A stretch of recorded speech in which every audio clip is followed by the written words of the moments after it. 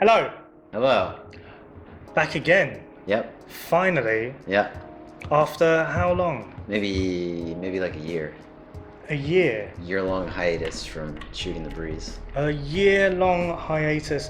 We did record 3 videos at one time, but the sound wasn't recording. It was only recording from that microphone. Yeah. And I tried to put them online. I did. Yeah, I saw them online. Then they disappeared. Yeah, because they were the sound quality was way too bad. Yeah.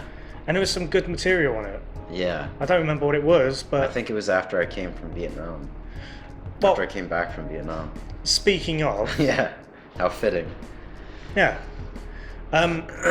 We're back with Shooting the Breeze. My name is Sham, like Sham and Natsuo, Shamu, and this is My name's Natsuo, like Natsuo the gecko. Natsuo the Gecko. Yeah. And last time we recorded something, the sound didn't work. Yeah. This time the sound will work. We've had some sound issues actually. We've spent the last hour and a half trying to fix things. Yep. I apologize. No, don't. No need. No Um, need. I was of no help whatsoever. So. Emotional support. Yeah. You gave me emotional Yeah. support. I was cheering you on. I was dancing a little bit. You did. No. Maybe we'll put that online. That could just be the opening of Shooting the Breeze. We should make an opening for Shooting the Breeze, Yeah, like we an should. opening credits kind of thing. Yeah. I was thinking I've made one for Sham Talk. Okay. It's just an illustration. I'm thinking about doing a new one, and it's just like various pictures of my face from the same angle, and it just changes the clothes that I'm wearing. It'll just be That'd be shots cool. like that, yeah. Yeah. Just me like I'm doing different facial expressions, and it's just like quickly changes. Yeah. I mean, that sounds cool. I have to make like about 100 different pictures, I think. Yeah. You just gotta bring 100 outfits to Green Squirrel one day. Yeah. So maybe the opening credits for Shooting the Breeze could be us just dancing. Us dancing. That'd be good. Just us, just Yeah. bopping along. A bunch of like gunshots in the background. We could, I could add that in post, or I could add that in post production, Yeah. or I can do that. I can get. She Sarah quite likes guns, doesn't she? Yeah. She could just bring in one of her guns, put some Yeah. blanks in there. And her AK, Yeah. AK-47. Just shoot it in the background. So, Deafen us. yeah, Yeah. completely. Yeah. So, you have just come back again. Strangely enough, you've just again come back from. Ho Chi Minh from Vietnam, but I went to Thailand as well. Yeah. Okay. Yeah. Okay. And did you go to Burma as well? I didn't go to Burma. I was very close to the border with Burma, but I didn't enter Burma. Just because I just had no reason to go. No, you don't really have a reason to go. You know, Yeah, you can come in. Sorry. I would love to go, but We only just started because we had a whole bunch of trouble with this. yeah. All right, cool. Hitomi needs to go home and come back. Yeah. Yeah, so you went to Thailand and you went to Vietnam. You went to Ho Chi Minh. I did. Last time you went to Vietnam, seeing as we recorded it last time, but we didn't get to publish it. Yeah. Tell us about your first time to Vietnam, because you went there before, didn't you? I went there before. I went to Hanoi last year. Can I ask you a question? Yeah. Was it annoying? No, it wasn't Hanoi at all. It wasn't. It wasn't. It was really good. It was totally. It was. Oh no! So we've got a baby on the scene. We're gonna have to on the like start stage. over again, bro. No, that's alright. That's all That's right. like, you think? No, I think it's alright. We can always cut it. I'm not going to cut it. Mm-hmm. So the first time you went to Hanoi, it wasn't Hanoiing. Wasn't annoying. It was And- great. Hanoiing is basically a play on the word annoying, which means like meiwaku. Yeah. Yeah. So it wasn't Hanoi. Hanoi was really, really nice. Tell me about Hanoi. It was beautiful. I mean, the only thing I could say negative about it was that the air quality was pretty bad there. The air quality. Yeah, there's like a lot of pollution in Hanoi. Like, I had a crazy cough for like maybe a couple weeks after I came back. Really? But it's beautiful. The countryside there is beautiful. People are nice. Food is really good. The architecture in the city was cool. A lot of like old French buildings. Yeah, it's kind of like to me, sort of like a magical place. There's something very romantic about Hanoi. I don't know, it's like the landscape and like the mixture of like the landscape, the architecture, just the vibe. Just the vibe. The atmosphere. The atmosphere of the city is kind of magical. Or maybe it's just my experience, but yeah, I preferred it to Ho Chi Minh, definitely. Oh, really? Yes. Okay. I know that a lot of Japanese people go to Ho Chi Minh. I mean, they have a Takashimaya in Ho Chi Minh, and they have a lot of Japanese shops there. They have a lot of Japanese shops. They have a lot of like Japanese-inspired businesses too. Like, they're not Japanese. They're not like owned by Japanese people. They're like Vietnamese businesses with Japanese names, like selling, like, I don't know, like tea shops and things like that, and various kinds of restaurants. Also kind of related, but for some reason shabu shabu is like incredibly popular in Thailand. Shabu shabu in Thailand? Yeah, there's like a ton of shabu shabu stores in Thailand. It's like trending over there. Oh, well, it's been blowing up recently? I guess so, yeah. Shabu shabu in Thailand. In Thailand. I've never had shabu shabu. I didn't have it in Thailand, but... Yeah, I mean, you wouldn't try it the first time you're going to have shabu shabu. Oh, I think I'm going to try shabu shabu. Oh, in Japan? No, I'm going to have it in Thailand. I did eat yakitori in Thailand, though, in Bangkok. But you've had yakitori before? Yeah, no, that is different. So it's cool to like compare and contrast how it is here. I had yakitori on my birthday in Bangkok. And? It was good. Yeah, it was fine. It was fine. It wasn't. Yeah, it was. It wasn't Japanese. Nah, I mean it was okay. It was just like little things were like different. Like it came with like a kind of like sweet and sour sauce or something. It wasn't exactly yakitori. It was like a little bit of a different sort of thing going on. So it's like yakitori with a Thai twist. Maybe, yeah, something like that. Yeah. Yeah. Which is good. It's good. Yeah, it's good, innovative. Yeah. It's kind of fusing these two. It's like fusing these two cultures together. Sure. Because a lot of Japanese businesses, like Italian restaurants, in mentaiko or cream sauce pasta. Yeah. It's like the same thing. It is essentially the same thing, isn't it? More or less. It's just kind of catering to the Thai palate. I think Thai people eat a lot of really sweet food. You know, I think the food, the flavor profile, if you will, is a lot sweeter in Thailand. From my experience. But. I mean, that being said, I think Japan has quite a sweet palate. I mean, like when you look at the omelette, a lot of the omelettes here are sweet.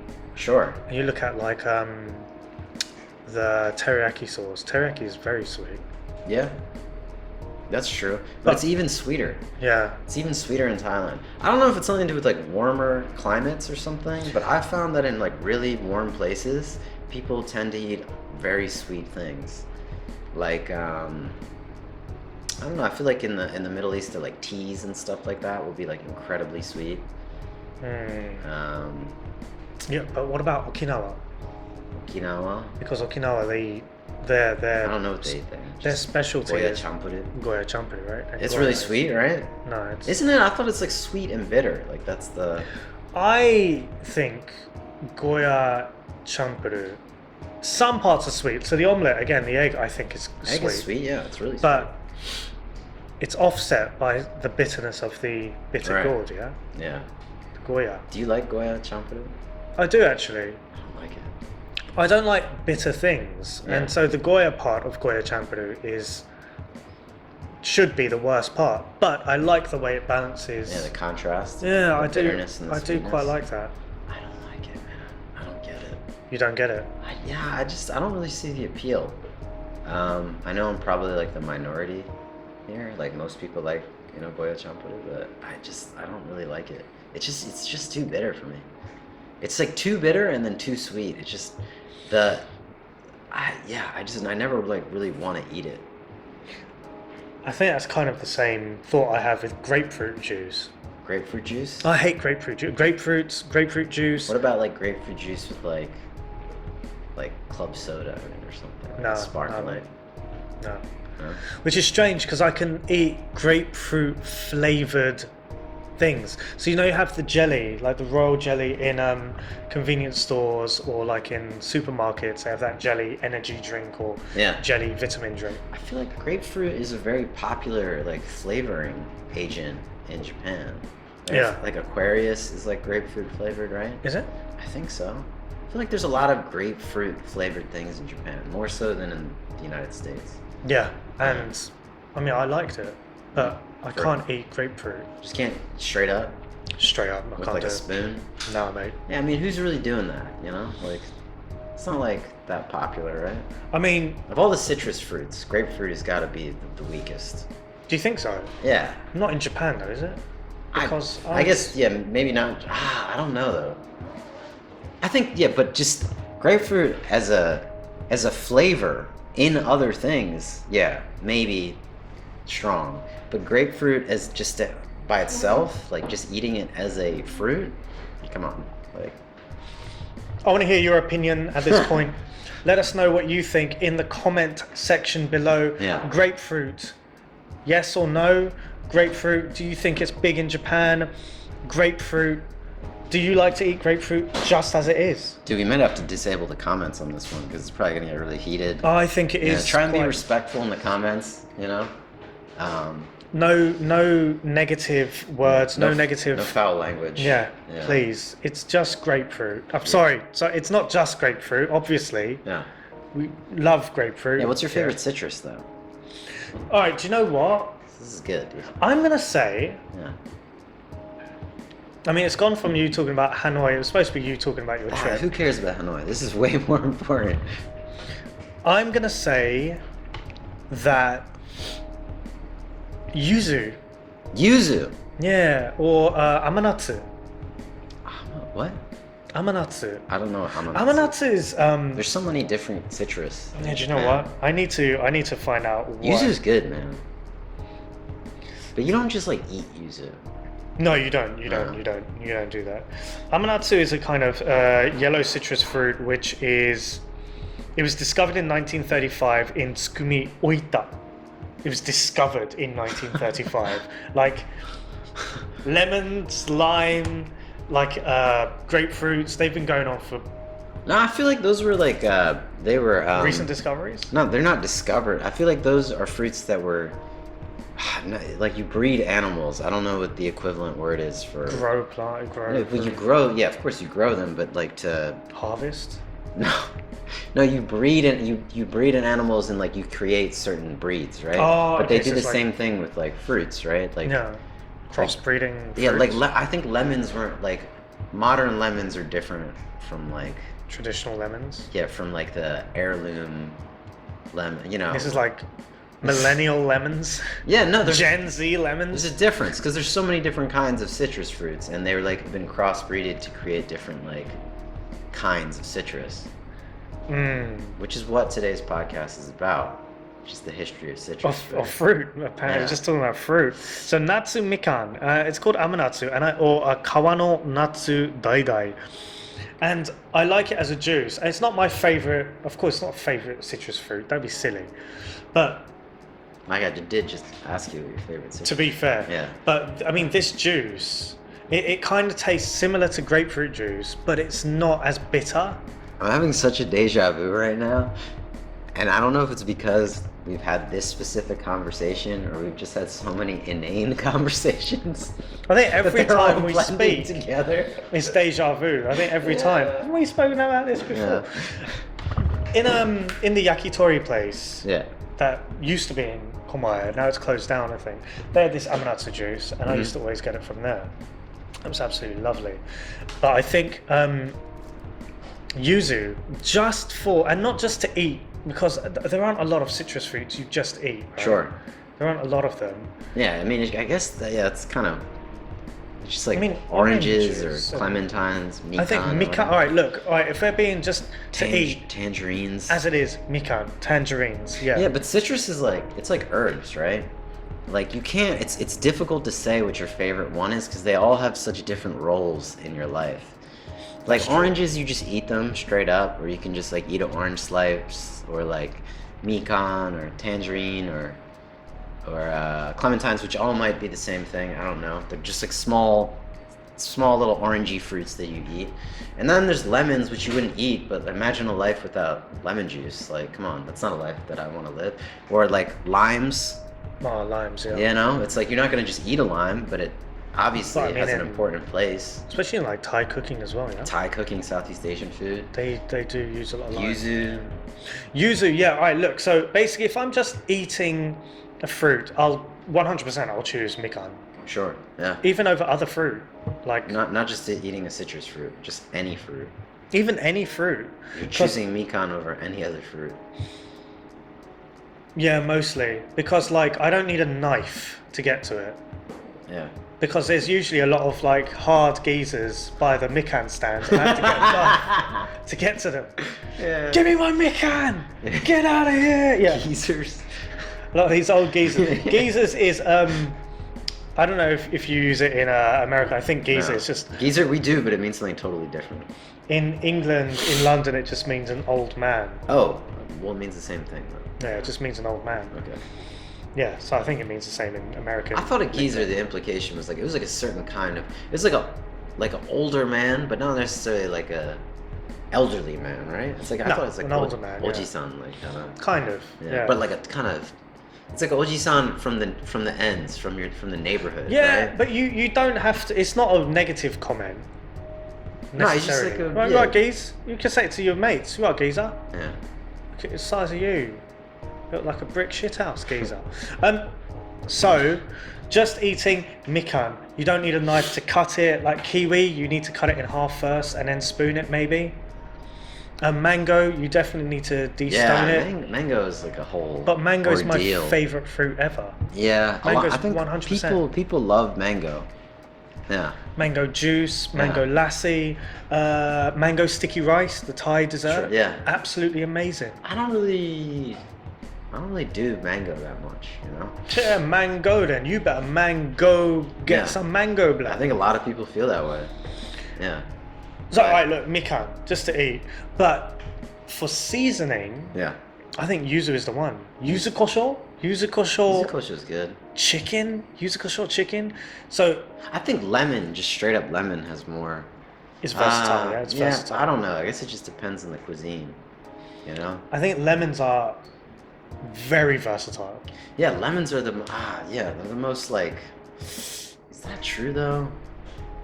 I don't know, but then if you eat like Southeast Asian food or eat like pho, and you use a lemon, it's just like it just doesn't do it. You need that sort of whatever it is that lime has, the sort of. It's not sour. It's kind of I don't know, fragrant. Yeah, there's a fragrance, or like kaffir limes, or like the smell, the aroma that limes have is like very distinct. Yeah, it's and different. You can't replace it with. I guess lemons have like not the strongest like aroma. When it comes to aroma, limes, like the green citrus fruit, really is like They win it. they that's But when it comes to, I don't know, when it comes to lemonade. God gives you lemons. Yeah. You make lemonade. Or like God Mediterranean food. God gives you limes. What do you do? You make somtom, or like you make pho, or. All right. So for drinks, Yeah. lemon clearly is the winner. I don't know though. Mojitos have lime, right? I guess it really just depends on the culture. Yeah, but mojitos, that one drink versus lemonade. I don't know. I feel like there's a lot of lime-based drinks, but I could be mistaken. I don't know. But lemons, lemons are good. Limes are good. They're all good, except grapefruit. Grapefruit is definitely lower on the list as far as I'm concerned. So we have established your point. Yeah. Right. What do you think? Don't lose your temper. Don't get angry. How do you feel about grapefruits? What is your favorite citrus fruit? Grapefruits are so big too. It's like, what are you gonna do with all that grapefruit? That sounds like a Black Eyed Peas song. What It's too much citrus. It is. It's a lot of citrus. It's like grapefruit is like the citrus version of celery. Like, you ever buy a bunch of celery? This is turning into a really weak stand-up bit, but like, you know, when you get celery in the States, you buy. We don't buy it by the stalk. We get the whole bundle, and it's like, what am I gonna do with this much celery? It's preposterous. Like, no one can use this much celery. I'm gonna have to disagree with you there, mate. What are you using celery for? All right, look. If you've got hummus. Yeah, come on, man. If you've got hummus. Yeah, how much hummus, dude? Like, you know how big, you know. Dude, I'm not done. I'm not finished. I'm not like, oh yeah, if you got hummus, you can eat all of that. Yeah. You've got some hummus, you've got a snack there, a healthy snack, and it's really, really good. It tastes really, really nice. You cut them into little celery chips. You have a field day, man. Yeah. Next, it's very much used in a lot of bolognese, meat sauces. Yeah, but not that. They use like a stalk. Yeah, one stalk. How many are you talking about? I'm talking about the whole head of celery, dude. But you can use the leaves in the meat sauce as well. Yeah, you can use them. And it tastes really nice as well. It gives it a different kind of fragrance. They use a lot of celery leaves in Thai food, which I didn't know, but I discovered on this recent trip. But like, when the leaves they have to be small leaves, or else they're too bitter. Grind them up. Then it's like, I feel like that's the thing. You're buying celery. You're basing your whole week off of like this one. No, because when one head of celery. When you make meat sauce, you then freeze it, and then you can use it later on. Sure, that's fine, but you only used like 2 stalks. You still have like 12 left. So wait, how many? You got 40 bundles of 14. Dude, it's like a celery's like, it's got those big stalks and like the little stalks, and then, let's just say hypothetically you have 10 stalks, and they use like 2 for hummus, 2 for the bolognese. You know, you still got 6 left plus the leaves. Let's say you used half the leaves for the bolognese. What are you doing with the rest of it? You're just eating it straight up? It's ridiculous. That is too much. It's too much, man. That in Japan it's like sensible because you can buy it by the stalk, which just makes sense. It's another thing. Hats off to Japan. Selling celery by the stalk. That's just smart. It makes a lot of sense. I think you got us beat on that, and just infrastructure generally, but like food in general. Yeah, definitely have food figured out. Yeah, I mean, well, we could do this in the next one, but that's what you wanted to talk about then. We didn't know what we were going to talk about. I thought we'd talk about his travels. We ended up talking about. It's boring. Well, in the next one, we're going to talk about this Ho Chi Minh trip, and what you did involving a cow. That was in Thailand, but. All right, cool. In Thailand, we'll talk about that. Yeah. In the next one. Look. So Green Square's an English cafe. You probably know this by now. I don't want to do this this outro. This is like the rough cut. Yeah, it's the first time in a year. Yeah. Have you noticed that every time we record the first one, it takes a little while to get going. No, I feel good now though. Yeah, I think the next one's gonna be we're getting good. in. Yeah. Yeah. All right. Look. This is Green Square.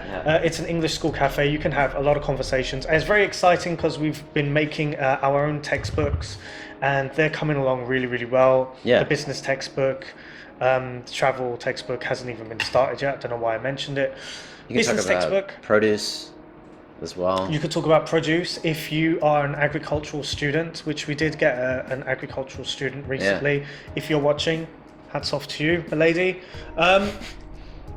You can talk about a lot of different things, and you soon will know exactly what you've studied. We're going to have a very, very strict, rigorous plan, so you know exactly what you studied.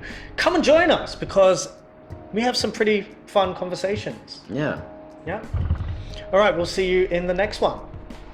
Bye. Get it. Oh, that's good.